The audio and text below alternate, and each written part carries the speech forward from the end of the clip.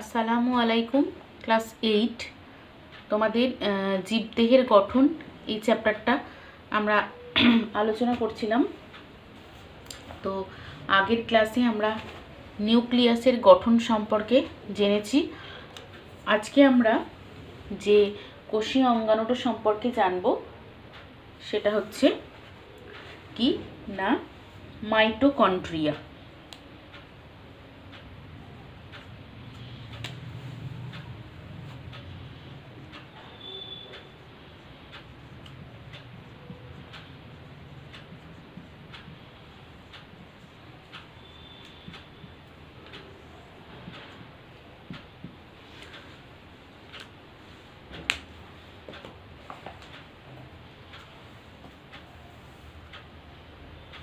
দেখো, আগের দিন আমরা নিউক্লিয়াস সম্পর্কে পড়েছিলাম। তো তার আগে বলেছিলাম এটা যদি কোনো একটা কোষ হয়, সেই কোষের মধ্যে একটা সুস্পষ্ট নিউক্লিয়াস থাকবে এবং বিভিন্ন সাইটোপ্লাজমের মধ্যে কোষীয় অঙ্গাণুগুলো ছড়িয়ে ছিটে থাকবে।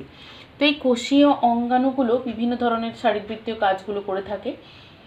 তো এদের মধ্যে যে কোষীয় অঙ্গাণুটার কথা পড়বো আজকে আমরা, সেটার নাম হচ্ছে মাইটোকন্ড্রিয়া। তাহলে কোষীয় অঙ্গাণু মাইটোকন্ড্রিয়ার অবস্থান কোথায়?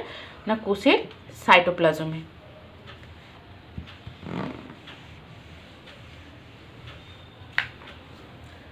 তাহলে মাইটোকন্ড্রিয়া পড়তে গেলে আমাদেরকে মাইটোকন্ড্রিয়ার ছবি আমাদেরকে জানতে হবে। তো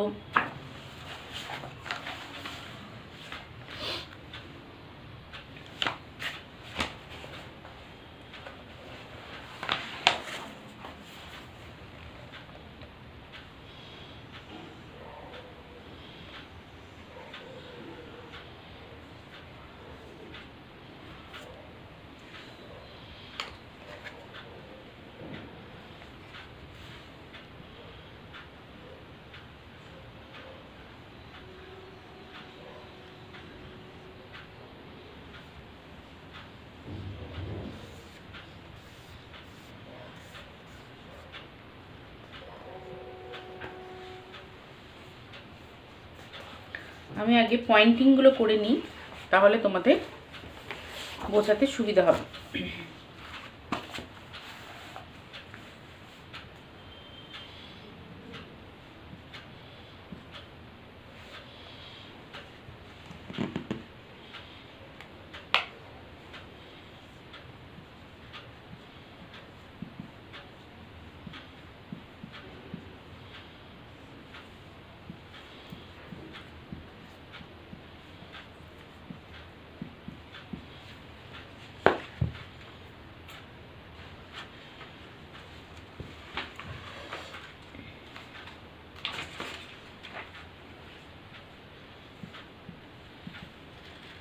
এটা হচ্ছে বহিঃপর্দা, ভেতরের দিকে যেটা আছে এটাকে বলা হচ্ছে অন্তঃপর্দা। দেখো, মাইটোকন্ড্রিয়া বললাম কোষের সাইটোপ্লাজমের মধ্যে ছড়িয়ে ছিটিয়ে বিভিন্ন জায়গায় অবস্থান করে, ঠিক আছে? তো এই মাইটোকন্ড্রিয়ার যে আকারটা দেখে বুঝতে পারছো কীরকম হয়। গোলাকার মতো হতে পারে, ডিম্বাকার, মেনলি ডিম্বাকার বা দণ্ডের মতো হতে পারে। আর এটা দ্বি একক পর্দা বেষ্টিত। দ্বি একক মানে দুটো পর্দা, একটা বহিঃপর্দা আর একটা অন্তঃপর্দা। ভেতরে ধরো যদি এরকম স্ট্রাকচারটা হতো তাহলে বুঝতে সুবিধা হতো। এই যে একটা ভেতরে বহিঃপর্দা, অন্তঃপর্দা। কিন্তু এখানে অন্তঃপর্দাটা ভাঁজ হয়ে গিয়ে দেখো আঙুলের মতো প্রবর্ধক তৈরি করেছে এবং এরকম একটা গঠন বা স্ট্রাকচার তৈরি করেছে। মানে মাইটোকন্ড্রিয়া দুটো পর্দা দ্বারা গঠিত, একটা হচ্ছে বহিঃপর্দা আর একটা হচ্ছে অন্তঃপর্দা। আর এই বহিঃপর্দা আর অন্তঃপর্দার মাঝখানের যে ফাঁকা স্থানটা, এইটাকে বলা হয় পেরিমাইটোকন্ড্রিয়াল স্পেস বা পেরিমাইটোকন্ড্রিয়াল স্থান। ঠিক আমরা যেমন নিউক্লিয়াসের পড়েছিলাম পেরিনিউক্লিয়ার সিস্টার্নি, তেমনি এর নাম হচ্ছে পেরিমাইটোকন্ড্রিয়াল স্থান বা স্পেস পেরিমাইটোকন্ড্রিয়াল স্থান বলা হয়, দুটো পর্দার মাঝখানে। আর এই যে অন্তঃপর্দা ভেতরে ভাঁজ হয়ে গেছে, এই অন্তঃপর্দার গায়ে এরকম টেনিস র্যাকেটের ন্যায় ছোট ছোট ছোট ছোট অংশ থাকে, পুরো অংশটা জুড়ে এটা থাকে।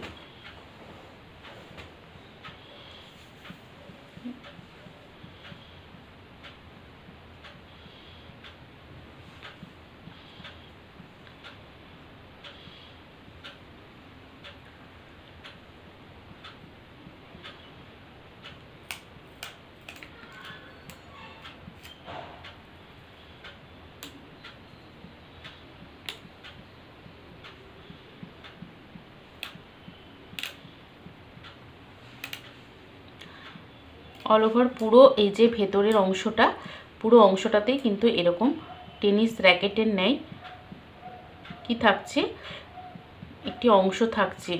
এগুলোর নাম কি আমরা সবই বলবো এক এক করে, তার আগে ছবিটা কমপ্লিট করে নিই। তো আমি এই দিকটা রাখলাম না, এই দিকটা একে বুঝিয়ে দিলাম। দেখো, এই যে অন্তঃপর্দাটা ভাঁজ হয়ে গিয়ে ভেতরে এই যে আঙুলের ন্যায় প্রবর্ধকগুলো তৈরি করেছে, এই প্রবর্ধকগুলোকে বলা হয় কি, কৃষ্টি বলা হয়। এদের নাম হচ্ছে কৃষ্টি। এটা এক বচনে হচ্ছে কৃষ্টা, আর বহু বচনে কৃষ্টি, মানে অনেকগুলো প্রবর্ধককে একত্রে আমরা কৃষ্টি বলতে পারি। তার মানে এইটাকে এইটাকে এগুলোকে সব একত্রে আমরা বলবো কৃষ্টি। এবার দেখো, এই অন্তঃপর্দার গায়ে এই যে আমি টেনিস র্যাকেটের ন্যায় ছোট ছোট অংশগুলো এঁকেছি, যে বৃন্তযুক্ত দানার মতো অংশগুলো দেখা যাচ্ছে, এদেরকে বলা হয়, টেনিস র্যাকেটের ন্যায় অংশগুলোকে বলা হচ্ছে কি না, অক্সিজোম। কি বলা হচ্ছে, এদেরকে বলা হচ্ছে অক্সিজোম। এদের নাম হচ্ছে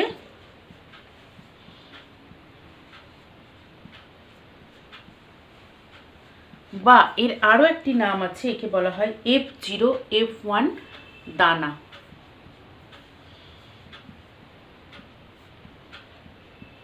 তাহলে F0 F1 দানাগুলো কোথায় অবস্থান করছে না, অন্তঃপর্দার গায়ে, পুরো অল ওভার যে অন্তঃপর্দা, তার পুরো অন্তঃপর্দার গায়ে এগুলো অবস্থান করে।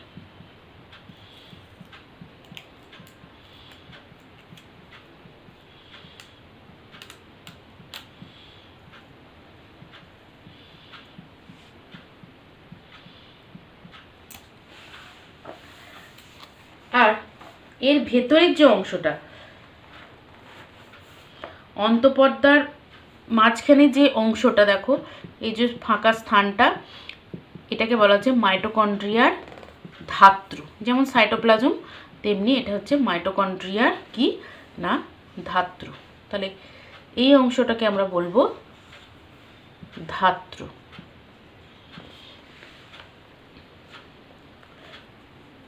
এবং এই যে অন্তঃপর্দা বেষ্টিত ভেতরের যে প্রকোষ্ঠ, এই প্রকোষ্ঠকে বলা হচ্ছে কি না, অন্তঃপ্রকোষ্ঠ।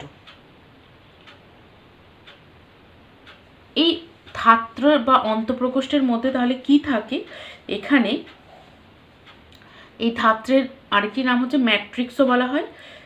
এই ধাত্রের মধ্যে কি কি থাকে, এখানে প্রোটিন থাকে, তারপরে তোমার লিপিড, এখানে প্রোটিন থাকছে, বিভিন্ন ধরনের তোমার কি বলবো উৎসেচক থাকছে, রাইবোজোম দানা থাকে, নিউক্লিক অ্যাসিড থাকে, ডিএনএ আরএনএ ইত্যাদি থাকে। তাহলে মাইটোকন্ড্রিয়ার মধ্যে কি কি থাকে, ধরো এরকম ডিএনএ,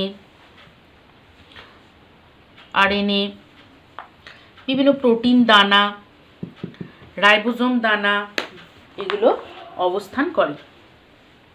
তাহলে এখানে আমি তোমাদেরকে বলছি, যদি মাইটোকন্ড্রিয়ার ধাত্রে কি কি অবস্থান করে, তাহলে বলবে প্রোটিন দানা, বিভিন্ন ধরনের প্রোটিন দানা, উৎসেচক, রাইবোজোম,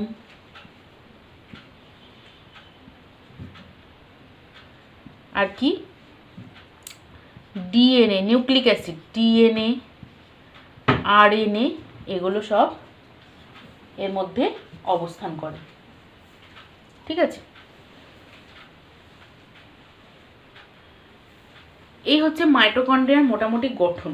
তাহলে মাইটোকন্ড্রিয়ার কাজ কি? মাইটোকন্ড্রিয়া আমাদের কোষের সেলের মধ্যে বা কোষের মধ্যে থাকে। এর গুরুত্বপূর্ণ কাজ রয়েছে। এ কি করে না, কাজটা বলার আগে আমি স্ট্রাকচারটা আরেকবার বলে দিয়ে তারপরে কাজে যাব।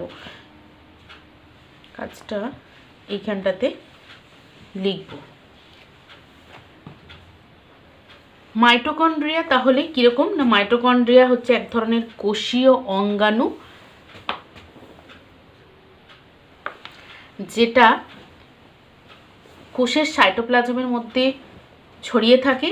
এবং এই মাইটোকন্ড্রিয়া কি না,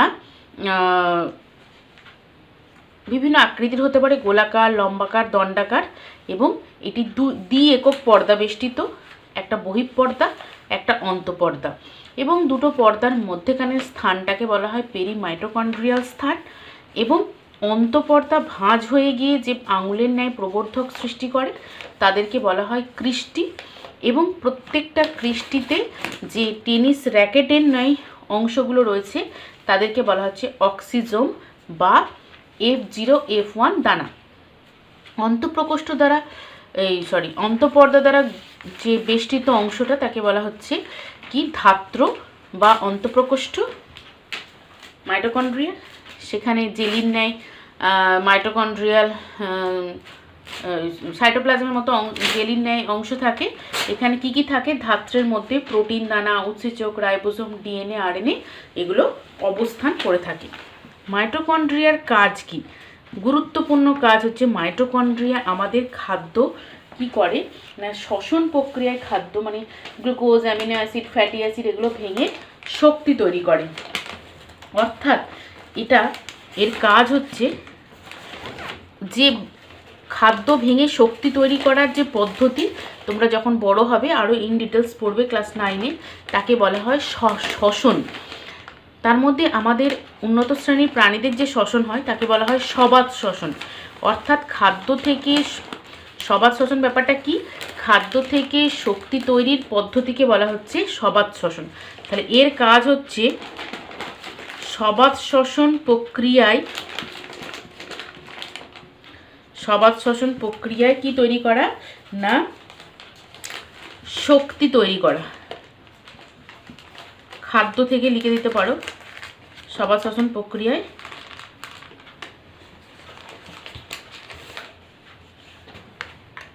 শক্তি উৎপন্ন করা। যেহেতু এই শক্তি উৎপন্ন করে এই জন্য একে বলা হয় কি না, কোষের শক্তি ঘর বলা হয়। কি বলা হয় না, কোষের শক্তি ঘর বলা হয়। তাহলে শক্তি উৎপন্ন করে বলে একে বলা হয় কোষের, যেমন নিউক্লিয়াসকে মস্তিষ্ক বলা হয়, একে বলা হয় কোষের শক্তি ঘর। 2 নম্বর কাজ কি না, মাইটোকন্ড্রিয়া দেখো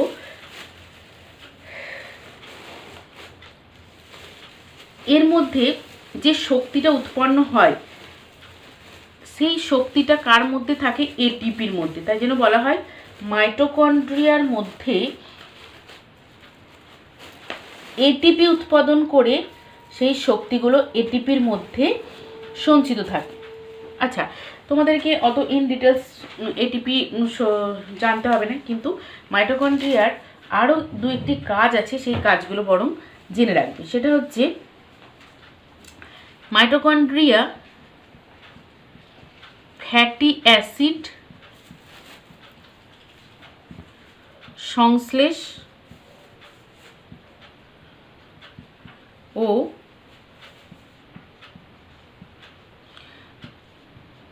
ফ্যাটি অ্যাসিডের বিটা জারণে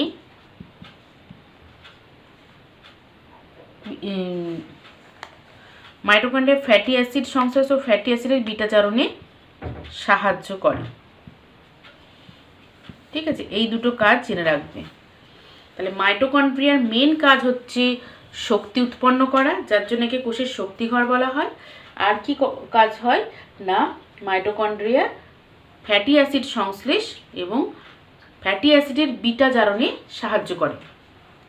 তাহলে তোমরা কোষীয় অঙ্গাণু মাইটোকন্ড্রিয়ার ছবি খুব সুন্দর করে আঁকবে এবং এর কাজ সহ আমাকে লিখে পাঠাবে। এরপর আমরা আরেকটি কোষীয় অঙ্গাণু সম্পর্কে জানব, সেটার নাম হচ্ছে কি এন্ডোপ্লাজমিক জালিকা বা এন্ডোপ্লাজমিক রেটিকিউলিয়াম।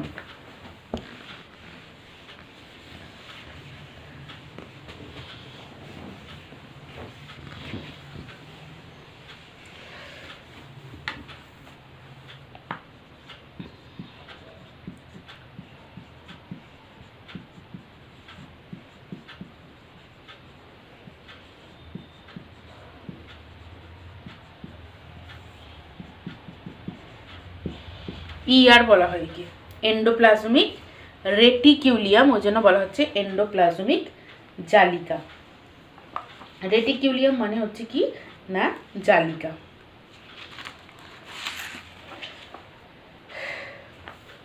দেখো এন্ডোপ্লাজমিক জালিকা, আগের দিন আমি বলেছিলাম যে কোষের যে নিউক্লিয় পর্দা, সেই নিউক্লিয় পর্দা থেকে কিন্তু এটা উৎপন্ন হয়। ঠিক আছে, তো এন্ডোপ্লাজমিক জালিকা কিন্তু একক পর্দা। এন্ডোপ্লাজমিক জালিকা যেমন আগেরটা পড়েছিলাম দ্বি-একক পর্দা, এটা একক পর্দা। এটা প্লাজমা পর্দা থেকে উৎপন্ন হয়ে নিউক্লিয় পর্দা পর্যন্ত বিস্তৃত থাকে।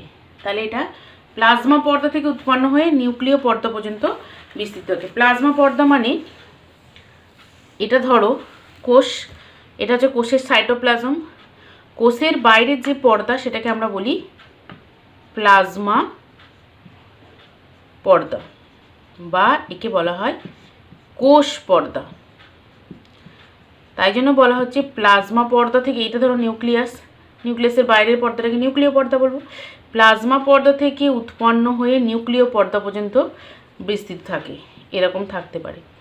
ওই জন্য এটা বলা হয়েছে যে প্লাজমা পর্দা থেকে উৎপন্ন হয়ে নিউক্লিয় পর্দা পর্যন্ত বিস্তৃত থাকে। ব্যাপারটা বোঝা গেল? এবার দেখো তাহলে এন্ডোপ্লাজমিক জালিকা কোষ পর্দা থেকে উৎপন্ন হয়, ঠিক আছে, এবং নিউক্লিয় পর্দা পর্যন্ত বিস্তৃত থাকে এবং সাইটোপ্লাজমিক জালকের ন্যায় এটি এই বিন্যস্ত কোষীয় অঙ্গাণুটা থাকে, তারপর জালের মতো আকার ধারণ করে। তো এই এন্ডোপ্লাজমিক জালিকার যে ছবি, সেই ছবি কিন্তু তোমাদেরকে সেইভাবে অত আঁকতে হবে না, কারণ এর ছবি আঁকতে তোমরা পারবে না, কিন্তু এর যে গঠন সেটা কিন্তু পড়তে হবে এবং এর পার্ট স্ট্রাকচারের যে ছবিগুলো সেগুলো তোমাদেরকে আঁকতে হবে। তাহলে এন্ডোপ্লাজমিক জালিকা আসলে কীরকম দেখতে হয় না, এগুলো আমি একটু এঁকে দেখানোর চেষ্টা করছি যদি বুঝতে পারো।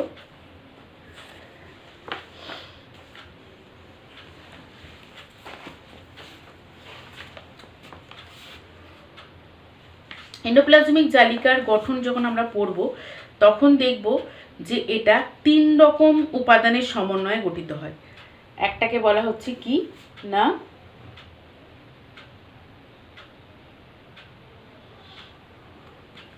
সিস্টার্নি,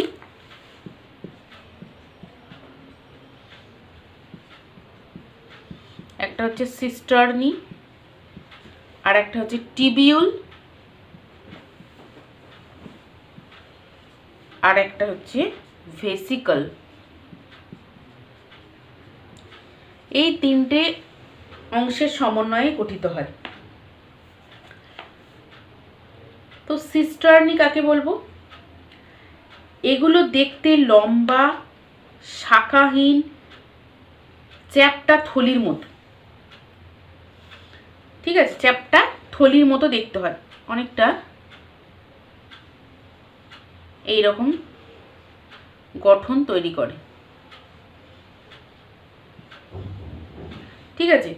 তো একে বলা হচ্ছে কি না সিস্টার্নি। তাহলে এটা কোথায় থাকে এন্ডোপ্লাজমিক জালিকা এর একটা অংশ হচ্ছে সিস্টার্নি। তাহলে সিস্টার্নি কি? সিস্টার্নি হচ্ছে এগুলো দেখতে লম্বা চ্যাপ্টা থলির মতো শাখাহীন অংশ, যেগুলো কি হয় না পরস্পর এরকম সমান্তরালভাবে অবস্থান করে এবং এইগুলোর গায়ে রাইবোজোম দানা যুক্ত থাকে, আবার নাও থাকতে হবে। অনেক সিস্টার্নির গায়ে এরকম দানাযুক্ত হয়, এরকম দানাযুক্ত হয়। যদি দানাযুক্ত হয়, দানাটা মানে রাইবোজোম দানা, এগুলোকে বলা হয় রাইবোজোম দানা। যদি রাইবোজোম দানা যুক্ত থাকে তখন তাকে বলা হয় অমসৃণ এন্ডোপ্লাজমিক জালিকা। কারণ দেখো মসৃণতা থাকছে না রাইবোজোম দানা থাকার জন্য, তখন তাকে বলা হয় অমসৃণ বা RER রাফ এন্ডোপ্লাজমিক রেটিকুলিয়াম।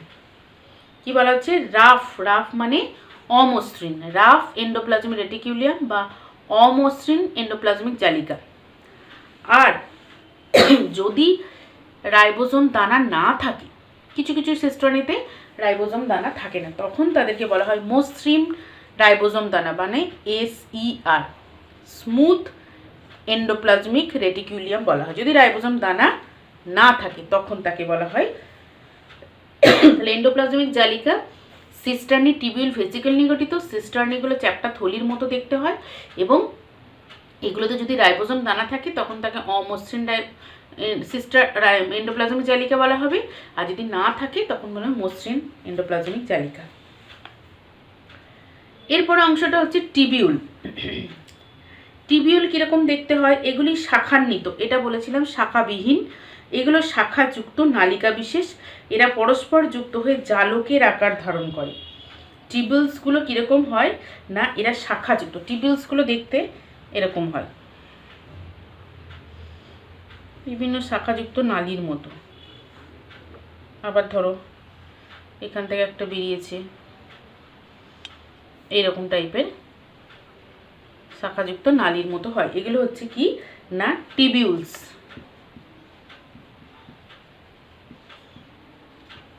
তাহলে টিবিউল কাকে বলবো না? এগুলি শাখান্বিত নালিকা বিশেষ যারা পরস্পর যুক্ত হয়ে জালকের আকার ধারণ করে। এটা কোথায় থাকে না এন্ডোপ্লাজমিক জালিকারই একটা অংশ, এটা এগুলো সব নিয়ে এটা গঠিত হয়েছে।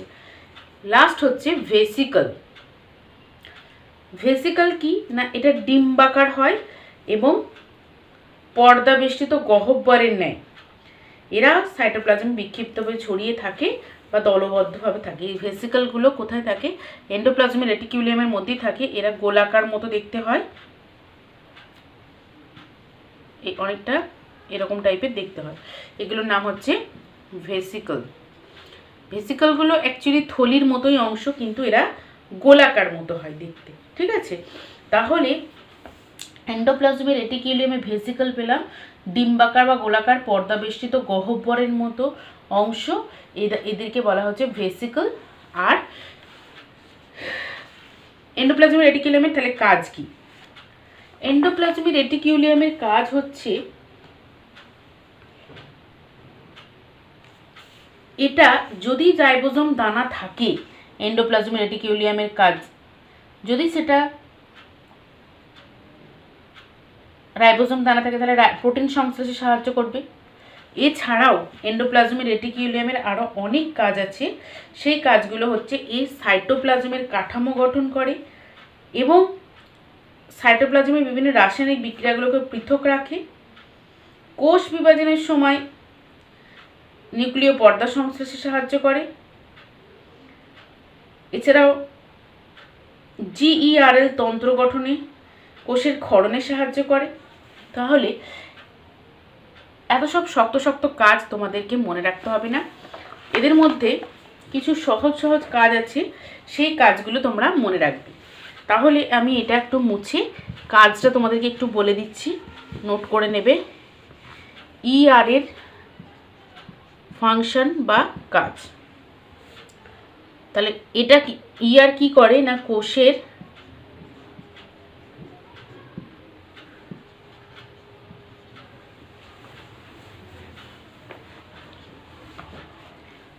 কোষের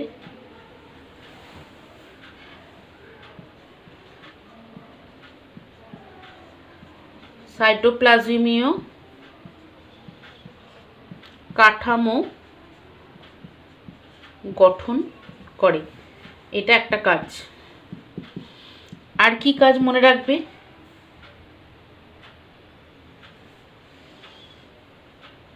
ER কি করে? রাসায়নিক বিক্রিয়াগুলোকে পৃথক রাখে।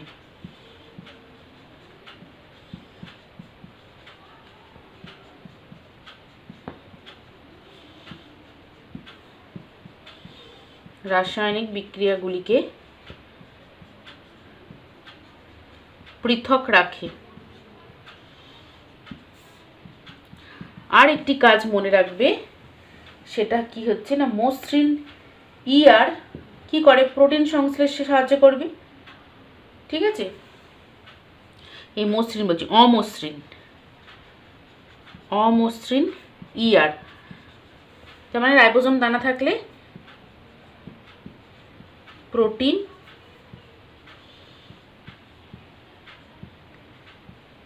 সংশ্লেষ করে। এই তিনটে কাজ তোমরা ক্লাস 8-এ মনে রাখলেই হবে। তাহলে তোমরা এন্ডোপ্লাজমিক রেটিকুলাম এবং মাইটোকন্ড্রিয়ার কাজ গঠন লিখে আমাকে প্রত্যেকে ইনবক্সে সেন্ড করবে।